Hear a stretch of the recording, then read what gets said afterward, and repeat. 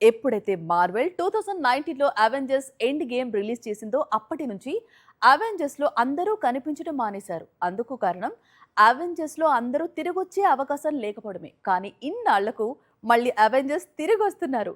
పైగా వారితో ఎక్స్మెన్ హీరోలు, ఫ్యాంటాస్టిక్ ఫోర్ హీరోలు చేతులు కలుపుతున్నారు.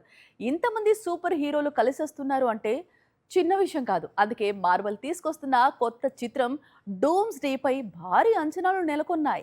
మార్వెల్ సినిమాటిక్ యూనివర్స్ అభిమానులు ఎంతో కాలంగా ఎదురు చూస్తున్న Avengers dooms day cinema trailer ఎట్టకేలకు విడుదలైంది. 2019లో విడుదలైన అవెంజర్స్ ఎండ్ గేమ్ తరువాత మొదటిసారిగా అవెంజర్స్ టీం మళ్లీ ఈ చిత్రంతో రీఎంట్రీ ఇస్తుండటంతో అభిమానుల్లో అంచనాలు ఆకాశాన్నంటుతున్నాయి.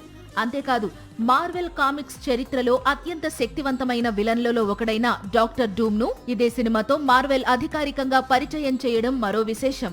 మార్వెల్ స్టూడియోస్ తీసుకొస్తున్న అవెంజర్స్ డూమ్స్ డే డిసెంబర్ 18న ప్రపంచ వ్యాప్తంగా థియేటర్లలో విడుదల కానుంది. ఈ సినిమా ఎంసీయూలో 39వ చిత్రంగా తెరకెక్కింది. ఇప్పటికే విడుదలైన ట్రైలర్ సోషల్ మీడియాలో సెన్సేషన్ సృష్టిస్తోంది. మళ్లీ మార్వెల్ ఫ్యాన్స్ ను ఎగ్జైట్ చేస్తోంది. ఈ సినిమాకు అతిపెద్ద ఆకర్షణ డాక్టర్ డూమ్ క్యారెక్టర్.